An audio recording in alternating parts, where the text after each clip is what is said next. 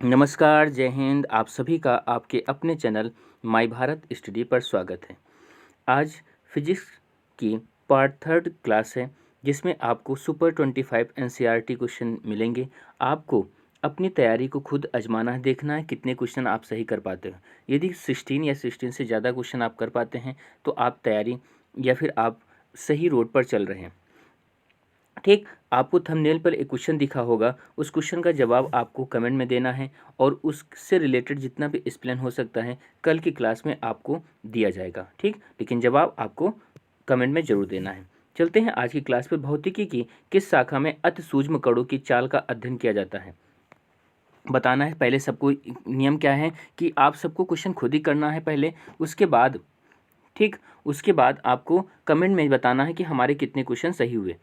ठीक, तो पहले क्वेश्चन क्या होगा, इसका आंसर क्या हो जाएगा, क्वांटम मैकेनिक्स। क्वांटम मैकेनिक्स अति सूक्ष्म कणों की अध्ययन करने के लिए भौतिक विज्ञान की एक शाखा है।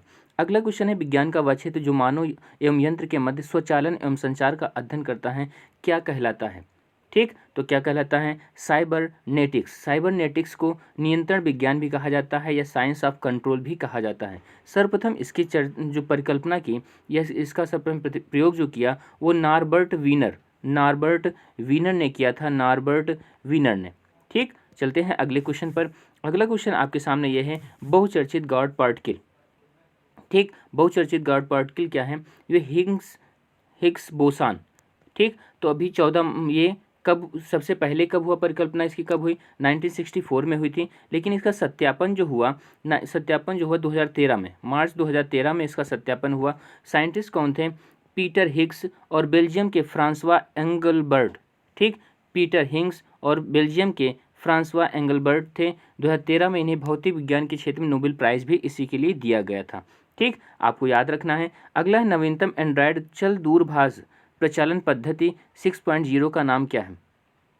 ठीक, तो आपको ये भी क्वेश्चन को ध्यान देना है, क्वेश्चन पूछा गया है, अपनी कॉपी पे नोट भी करना है कि मार्स मैलो जो है नवीनतम एंड्रॉयड चल दूरभाष प्रचालन पद्धति है।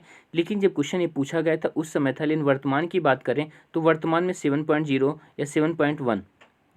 ठीक, तो जब क्वेश्चन पूछा गया उस समय 6.0 था नवीनतम पद्धति, और ये इसका नाम क्या था, मार्स मैले।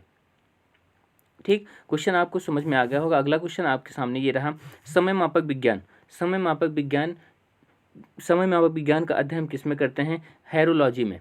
ठीक, हॉरोलॉजी के अंतर्गत समय मापन का अध्ययन किया जाता है। अगला है, घर्षण एवं स्नेहक का अध्ययन किसके अंतर्गत करते हैं, वो कौन सा शाखा है, तो ट्राइबोलॉजी में हम घर्षण और स्नेहक का अध्ययन करते हैं। विज्ञान की किस शाखा में, अगला क्वेश्चन है, विज्ञान की किस शाखा में व्हाइट ड्वार्फ्स के बारे में सीखेंगे। तो हमने पिछली क्लास में व्हाइट ड्वार्फ्स के बारे में सीखा, वो बताया भी था हमने, तो पिछली क्लास में नहीं देखा तो जरूर देखिएगा। व्हाइट ड्वार्फ्स क्या होते, क्या है सुन लीजिएगा। बौने तारे होते है ना, जिन्हें डिजनरेट स्टार कहा जाता है या क्षय तारा भी कहा जाता है। ठीक, तो सफ़ेद बौने तारे होते हैं। लिखा भी है व्हाइट ड्वार्फ्स के बारे में क्या सीखेंगे। अब देखो किस चीज़ से समझ, कृषि से होगा। जब तारे की बात आ गई इसका मतलब कहाँ पर होगा, ये खगोल शास्त्र से रिलेटेड होगा। ठीक, अगला क्वेश्चन आपके सामने ये रहा, हमें बताना है कि यहाँ पर कौन सा कथन गलत है। तो यहाँ हमें बहुत कुछ सीखने को मिलेगा, आराम से पढ़िएगा और क्वेश्चन का जवाब दीजिएगा। वायुयान के विशेष रबड़ के टायरों को थोड़ा सुचालक बनाया जाता है। हाँ, प्रकाश की नीली तरंगें बैंगनी तरंगों की तुलना में अधिक प्रकीर्णित होती हैं। क्या ऐसा होता है, इसका उल्टा होता है। बैंगनी तरंगें जो हैं नीली तरंगों की तुलना में अधिक प्रकीर्णित होती हैं। ठीक, आपने वो देखा होगा विबग्योर वाला या बैनिया पिनाला के तरीके से आपने याद भी किया होगा। वहाँ पर डिटेल से हम बताएंगे भी जब आगे आएगा। तो हमें तब तक ये याद रखना कि बैंगनी रंग जो है नीली रंग की अपेक्षा अधिक प्रकीर्णित होता है। अगला क्वेश्चन है, गीले बालों में घुमाया हुआ कंघा कागज के छोटे टुकड़ों को आकर्षित नहीं करता है। गलत है, आकर्षित करता है। ठीक, आकर्षित नहीं करता है, तो ये हाँ सही है। ठीक, जब हम सूखे बालों में कंघा लगाते हैं उसके बाद कागज़ के पास रखते हैं तो क्या होता है, टुकड़े कागज़ के चिपकने लगते हैं। लेकिन गीले बालों में क्या हुआ, कंघा कागज़ के छोटे टुकड़ों को आकर्षित नहीं करता। सही बात है। ज्वलनशील पदार्थों को ले जाने वाले वाहनों में प्रायः जमीन से छूती हुई धातु से बनी रस्सी बांधी जाती है। तो ये भी सही। तो गलत उन्होंने पूछा था, क्या असत्य है, तो असत्य यही था कि नीली बैंगनी को उल्टा रखना है। बैंगनी रंग जो है नीले रंग से अधिक प्रकीर्णित होता है। ठीक, अगला है क्वेश्चन आपके सामने बहुत बार पूछा गया, राष्ट्रीय भौतिकी प्रयोगशाला स्थित है। ठीक, तो कहाँ पर है, नई दिल्ली में है। आप लोगों को पता भी होगा ज़्यादातर। अगला क्वेश्चन देखो फिर है, राष्ट्रीय रासायनिक प्रयोगशाला स्थित कहाँ पर है? तो ये कहाँ पर है? पुणे में है और 1950 में इसकी स्थापना की गई। ठीक। अगला क्वेश्चन आपके सामने है कि Tata institute of fundamental research कहाँ पर है? Tata institute of fundamental research जो है मुंबई में है। कहाँ पर है? मुंबई में है। अगला क्वेश्चन आपके सामने है लेजर।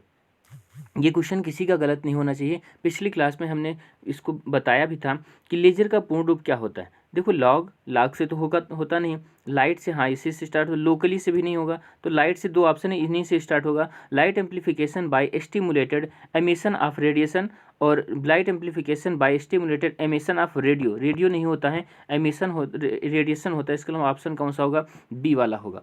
लेजर एक युक्ति है जिसके द्वारा उत्पन्न किया जाता है, क्या उत्पन्न होता है? तो क्या होता है? उद्दीप्त विकिरण। ठीक, तो चलते हैं अगले क्वेश्चन पर। अगला क्वेश्चन आपके सामने ये है, विश्व की सबसे ऊंचाई पर स्थित दूरबीन वेधशाला क्या है? लेकिन वर्तमान की हम बात करें तो वर्तमान में जो है वहाँ पर इसका ऑप्शन नहीं दिया। जब क्वेश्चन ये पूछा गया उस समय की बात करें तो क्वेश्चन क्या है, जवाब क्या होगा? भारत। लेकिन वर्तमान की बात करें तो वर्तमान में यूनिवर्सिटी ऑफ टोक्यो अटाकामा वेधशाला, जो विश्व की सबसे ऊंचाई पर स्थित जो दूरबीन रखी हुई है वो है यूनिवर्सिटी ऑफ टोक्यो अटाकामा वेधशाला। कहाँ पर है? North Chile. लिखिएगा साथ में पॉइंट अपने नोट में कि नॉर्थ चिली में है यूनिवर्सिटी ऑफ टोक्यो अटाकामा। बोला जाता है किस ज्वालामुखी की चोटी पर स्थित है? तो ज्वालामुखी की चोटी जो है सेरो चैजनेटर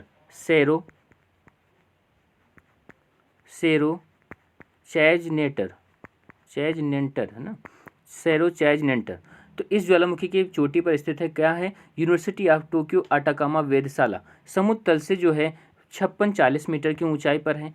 ठीक, क्वेश्चन पे आते हैं। क्वेश्चन पे आंसर क्या होगा? भारत होगा। ये कहाँ पर वेधशाला है? इंडियन एस्ट्रोनॉमिकल ऑब्जर्वेटरी लद्दाख में है और इसकी समुद्र तल से ऊंचाई जो है 4500 मीटर है। ठीक, 2001 में स्थापित की गई। अगला क्वेश्चन आपके सामने, चंद्रा एक्सरे दूरबीन का नाम किस वैज्ञानिक के नाम पर रखा गया? तो चंद्रा एक्सरे दूरबीन का नाम जो है सुब्रमण्यम चंद्रशेखर के नाम पर रखा गया, सुब्रमण्यम चंद्रशेखर के नाम पर। अगला क्वेश्चन आपके सामने देखो, बोला जा रहा है अंतरिक्ष में जाने वाले प्रथम अंतरिक्ष यात्री कौन थे? तो ये सबको क्वेश्चन पता होगा। ठीक, तो यूरी गागरिन। इसके अलावा हमें और क्या याद रखना है कि ये गए कब? तो 14 अप्रैल को गए, 14 अप्रैल। और 1961 किस यान से गए थे? उसका नाम था ओस्टक। क्वेश्चन ये भी बना हुआ इसलिए याद रखिएगा, पता है तो अच्छी बात, नहीं पता है तो कॉपी पे जरूर लिख लीजिएगा। वोस्टक या ओस्टोक है ना, ओस्टोक फर्स्ट। कि कहाँ से गए थे? रसिया से गए थे। ये किस देश से हैं? रसिया से ही हैं। ठीक, अगला क्वेश्चन आपके सामने है, विश्व की सबसे पहली महिला अंतरिक्ष यात्री, पहला पुरुष कौन थे? Yuri Gagarin. पहली महिला की बात की जाए तो वो हो जाएंगी वेलेंटिना तेरेस्कोवा, ये भी रसिया से ही थी। ये कब गई? 1963 में गई। ये कब गई? 1963 में गई। किस यान से गई इनकी बात की जाए तो ये ओस्टोक 6 से गई थी। यूरी गागरिन किससे गए थे?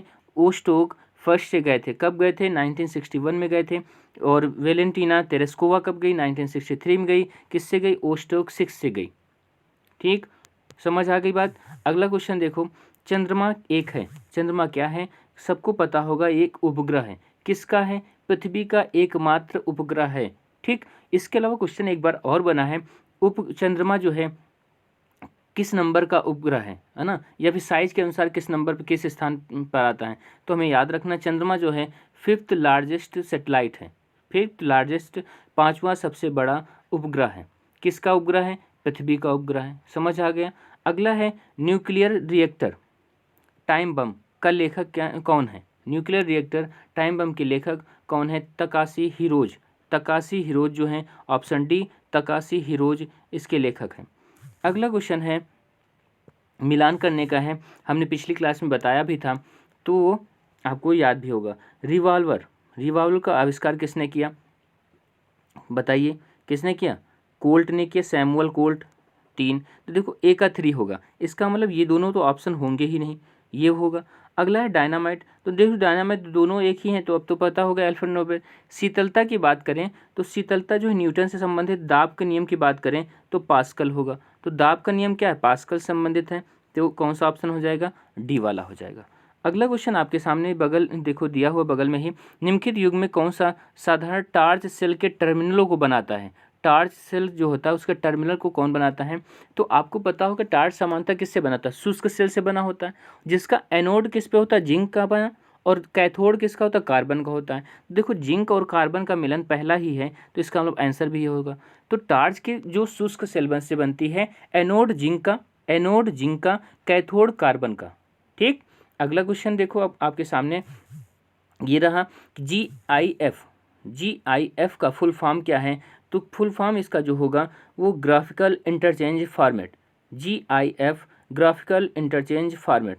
अगला है GPS की बात करें तो ग्लोबल पोजिशनिंग सिस्टम। समझ में आ गया। अगला क्वेश्चन देखो आपके सामने है, ATM से क्या तात्पर्य है। ठीक, तो ATM से क्या तात्पर्य है आपको पता होगा, इसका full form automatic transaction machine, automatic transfer machine, automated teller machine, advance transaction machine. बहुत बार क्वेश्चन पूछा गया है और हर एक एग्जाम का हिस्सा भी बना है ये। तो क्या होगा, ऑटोमेटेड टेलर मशीन। आपको होमवर्क में एक मिला है कि जो थंबनेल में आपको देखा होगा सबसे ऊपर स्क्रीन पर, उस क्वेश्चन का जवाब देना है। इसके अलावा एक और होमवर्क लेते जाइए, आपको ये जवाब देना है ATM की खोज या ATM का सबसे पहले शुरुआत किसने किया, है ना। ATM की को किसने डेवलप किया, किसने विकसित किया, और सबसे पहले ATM कहाँ पर लगाया गया भारत में। तो आपको ये जवाब देना है कमेंट बॉक्स में। आपको इन दोनों क्वेश्चनों के जवाब कल एक्सप्लेन के साथ क्लास में ज़रूर मिलेंगे, और कल क्लास में आने को मत भूलिएगा। अगली, ठीक, तो आपको क्वेश्चन समझ में आए होंगे, मज़ा भी आई होगी, क्योंकि देखो ये जनाब को भी मज़ा आ गई तो आपको भी मज़ा आई होगी। ठीक, तो आप सभी ने समय दिया उसके लिए बहुत बहुत धन्यवाद। ये चैनल पे नए हैं आप तो चैनल को सब्सक्राइब कर लीजिएगा, जिससे सारी क्लासें आपको मिल सकें। आप कहीं भी पढ़ते हो लेकिन रिवीजन आपको बेहतर यहाँ पर मिल सकेगा। यहाँ पर प्रीवियस ईयर के क्वेश्चन जो भी पूछे गए हैं पिछले 10-15 सालों में, वो सभी क्वेश्चन आपको कराए जाएंगे। ठीक, और विद डिटेल के साथ कराएंगे, डिटेल भी इससे आपको डायरेक्ट क्वेश्चन देखने को मिलेंगे। जो क्वेश्चन आपको होमवर्क है वो ज़रूर करिएगा। ठीक, और ऐसे ही क्लास पे बने रहिए, क्लास को डेली करिए और अपनी नोट बनाइए, जिससे रिवीजन आप करने में जल्दी आसानी से रिवीजन कर सकें। ठीक, तो आपको अच्छा लगा हो तो चैनल को सब्सक्राइब करिएगा, शेयर भी करिएगा। इसी के साथ चलते हैं, धन्यवाद। आप सभी लोग अपने ख्याल रखें, सुरक्षित रहें और पढ़ाई करते रहें। जय हिंद, जय भारत।